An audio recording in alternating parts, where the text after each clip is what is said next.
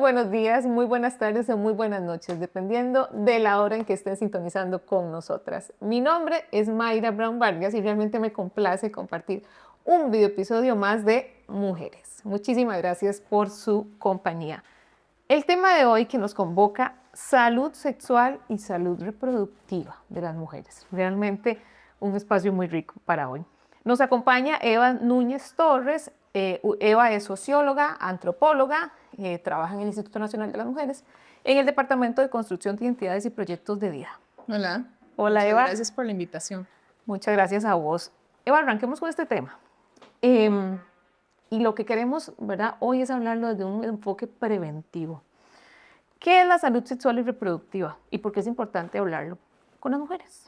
Aquí, cuando hablamos desde el enfoque preventivo en la salud sexual y reproductiva, es muy importante entender que esto parte desde las niñeces e infancias. ¿Por qué? Porque cuando hablamos de los enfoques preventivos en salud sexual y reproductiva, es para llevar una vida sexual segura, libre y satisfactoria. Y esto implica también poder nombrar las cosas como son, que es algo que no pasa mucho en las infancias, ¿verdad? No. ¿Y qué permite esto? Empoderarnos de nuestra sexualidad, de nuestros cuerpos, tener autocuidado y romper mitos y tabús alrededor de la sexualidad, principalmente con ITS que, ¿verdad?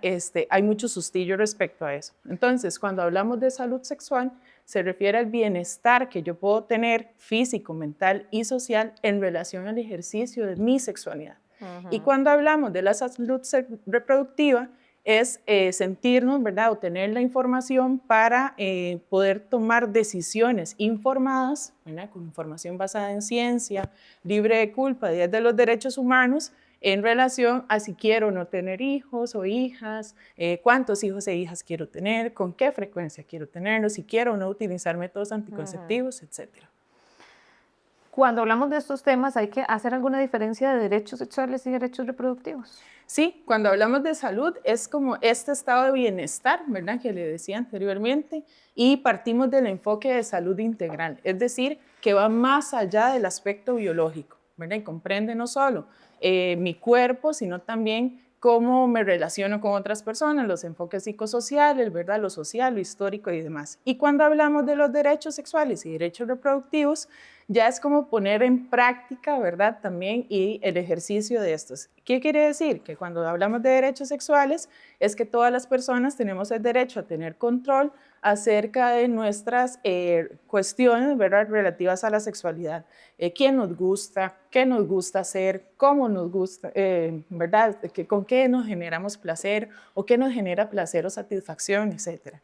Y en los derechos reproductivos está más asociado, ¿verdad?, de nuevo, a si queremos tener hijos o no, qué métodos anticonceptivos, ¿verdad? Yo tengo que tener información de estos métodos y me tienen que brindar la información también dependiendo de mis necesidades y rutinas. Así es. ¿Verdad? Lo dijiste ahora, hay mucho tabú, Sí. hay mucho mito y de manera muy especial y de manera muy particular en las mujeres, que como que nos cuesta un poco apropiarnos, empezando como por ahí, ay no, ese tema no, y esto no tiene que ver conmigo, y verdad, mejor no me hago, ¿verdad? ¿Qué se entiende por sexualidad, Eva? Bueno, en la sexualidad tenemos que entender que es algo que está a lo largo de nuestras vidas, ¿verdad? Desde el momento en que nacemos hasta que fallecemos, es algo que va a estar siempre con nosotras.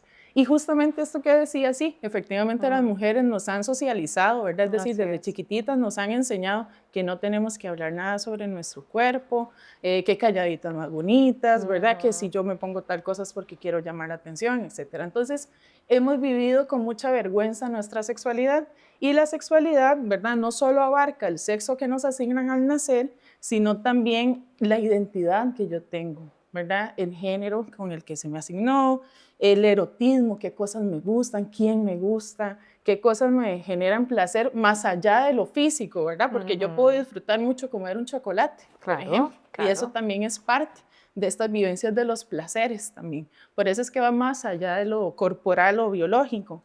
Y como le decía, ¿verdad?, que está siempre en nuestra vida, entonces tenemos que entender, primero, que todas las personas vivenciamos nuestra sexualidad de manera diferenciada, es decir, mi sexualidad nunca va a ser igual a la tuya, ¿verdad?, ni el ejercicio de mi sexualidad va a ser igual a la tuya, y es dinámica. Entonces, así como la cultura y la sociedad va cambiando, nuestra sexualidad también se va transformando, ¿verdad?, a lo largo de nuestras vidas.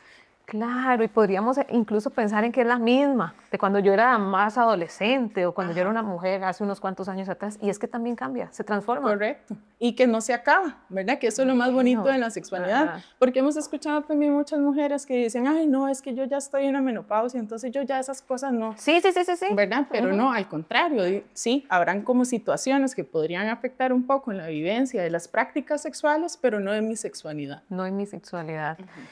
Y Eva, por eso me parece tan importante lo que estamos haciendo hoy, porque ¿verdad? Y desde tu experiencia, cuán importante es que una mujer sepa, tenga información sobre, o sea, sobre materia sexual, sobre su sexualidad.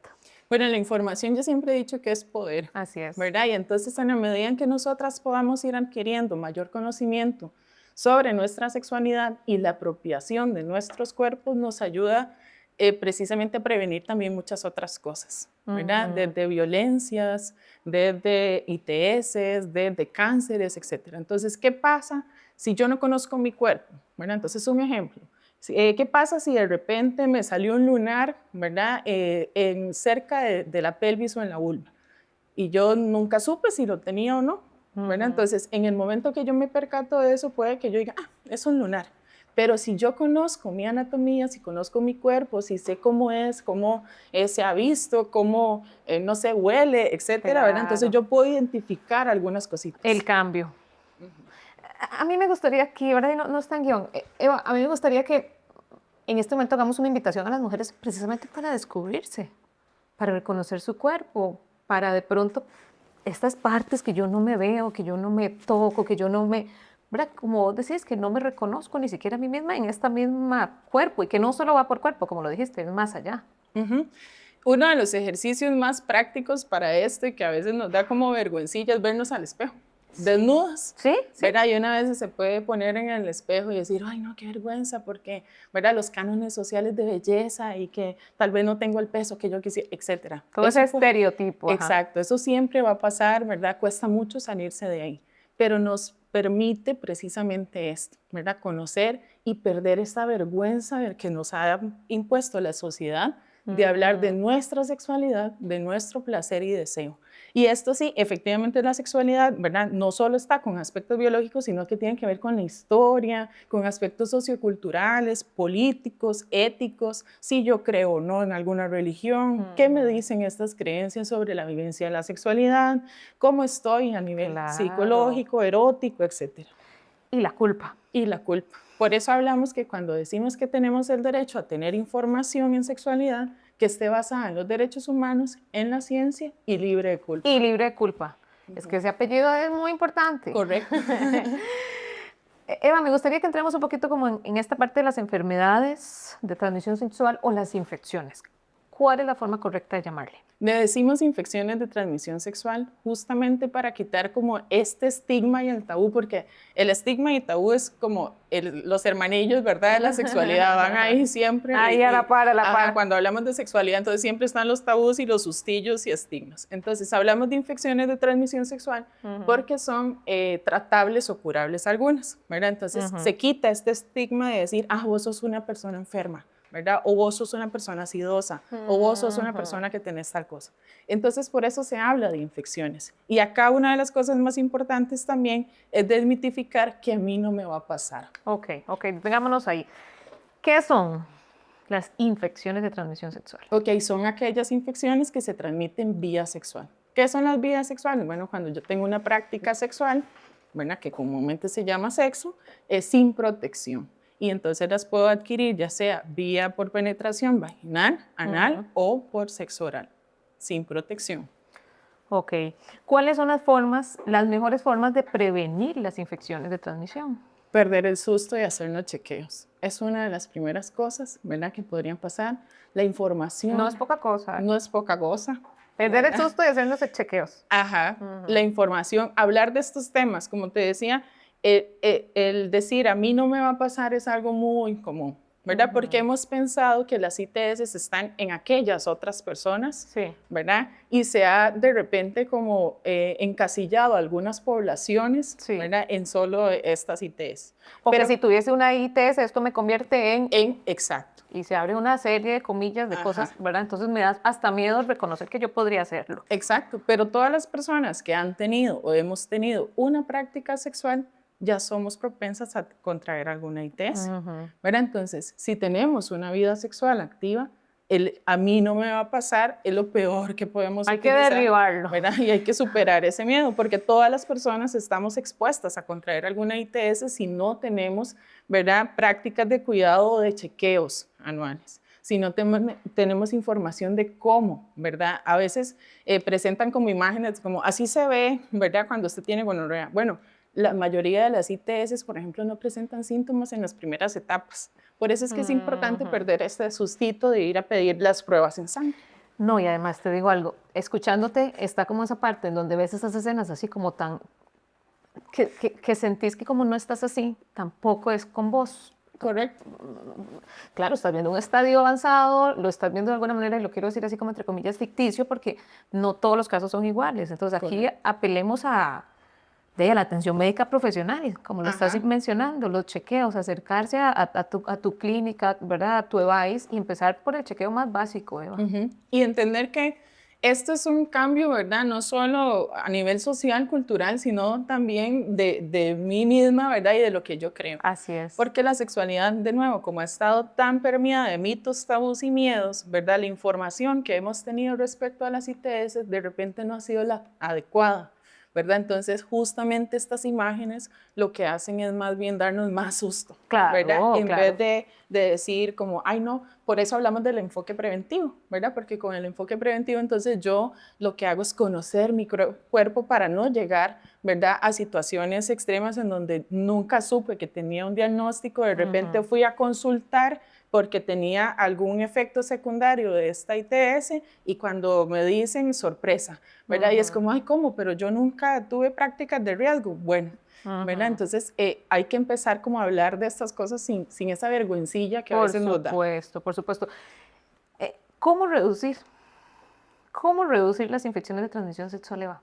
Bueno, para la reducción aquí es, digamos, entender uno que la información es fundamental en el tema de sexualidad, ¿verdad? No solo para ITS, sino cuando hablamos de todos los componentes que están en la sexualidad, ¿verdad? Entender, como te decía, que las ITS no presentan síntomas, ¿verdad? Entender que hay curables y tratables, porque a veces cuando la gente piensa en un diagnóstico positivo, dice, ya me morí. No, sí, es fatal, ¿verdad? Hay tanto ahí, tanta carga ahí. Correcto, por eso es importante quitar como esos sustos y tabús. Y lo otro es hacer asesoramientos, ¿verdad?, a las personas sobre tener prácticas de sexo seguro, ¿verdad? ¿Qué implica esto? Bueno, el autocuidado mío y el tuyo, ¿verdad? Si nosotros tenemos una pareja o nosotras tenemos una pareja, yo no debería depositar todo ese cuidado en esta otra persona. Claro, porque es mío. ¿Verdad? Porque es mío. Y quien me cuido mejor que yo, soy solo yo, ¿verdad? Entonces, hacer intervenciones, promover el autocuidado, la responsabilidad que tenemos como pareja de cuidarnos mutuamente, pero no olvidar que yo también tengo una responsabilidad conmigo misma. Conmigo misma. ¿Verdad? Y mi cuerpo.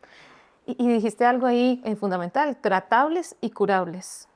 Que si entonces me hago mis chequeos, que si, ¿verdad?, salgo con una infección, también hay un tratamiento, también existe, ¿verdad?, una alta gama de posibilidades para tratarlo. Correcto. Ahorita Costa Rica tiene, bueno, de las últimas, ¿verdad?, en tecnologías, en tecnologías decimos nosotros en términos de medicamentos, ¿verdad? Tiene, y la caja además hace todo un montón de pruebas y no va a traer como cualquier medicamento para entregar, claro. ¿verdad? Entonces, ¿qué es importante aquí saber?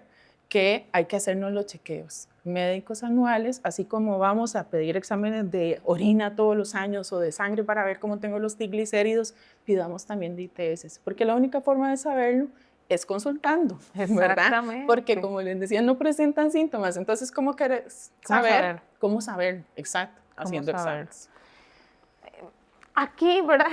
Hay tantos temas que se pueden hablar, pero tenemos el tiempo reducido y aquí a mí me gustaría que más bien pasáramos al otro tema de métodos anticonceptivos, que está también muy relacionado. ¿Cómo sé ¿cuál es el método anticonceptivo ideal, del mejor para mí? Eso es toda una pregunta, ¿verdad? Acá lo importante saber es que existen métodos anticonceptivos que son aquellos que nos van a permitir no tener chichis, ¿verdad? O no quedar embarazadas, y eso es lo que no queremos. Y están los métodos de barrera que son para la prevención de ITS. Muy bien, ahí está esa diferencia importantísima. Los únicos métodos de barrera que ofrecemos, ¿verdad? Y que existen hasta ahora son los condones internos o externos, ¿ok? Entonces, estos nos ayudan no solo a prevenir embarazos, sino que son los únicos que previenen el contagio, ¿verdad? O contraer alguna ITS.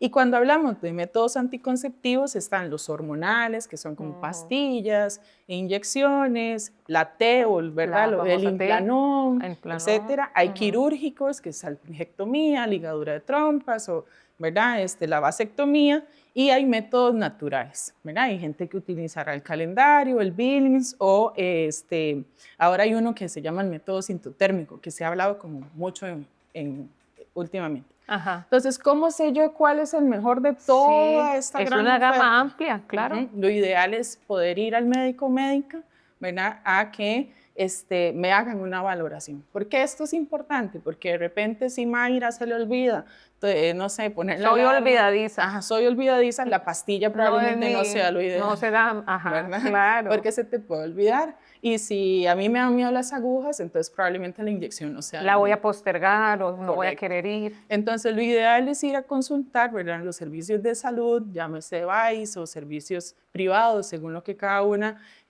pueda accesar también, claro, ¿verdad? Y consultar cuál es el mejor según la rutina, ¿verdad? Según mis recursos económicos, según mis necesidades y cuál es el interés que yo tengo al final, ¿verdad? En el uso o no de métodos anticonceptivos, porque también puede que algunas que no quieran, ¿verdad? O puede que las que quieran utilizar alguno y de repente dicen, es que yo no sé cuál será mejor, ¿verdad? Entonces, eso es siempre mejor consultarlo con alguna persona profesional en salud. Y eso lo podemos hacer en conjunto con el chequeo. Correcto. Así es. Eso es parte de los chequeos, ¿verdad? Y también perder como la vergüenza en los servicios, ¿verdad? De salud, preguntarle a las personas. Esas son las personas que se educaron, ¿verdad? En los temas.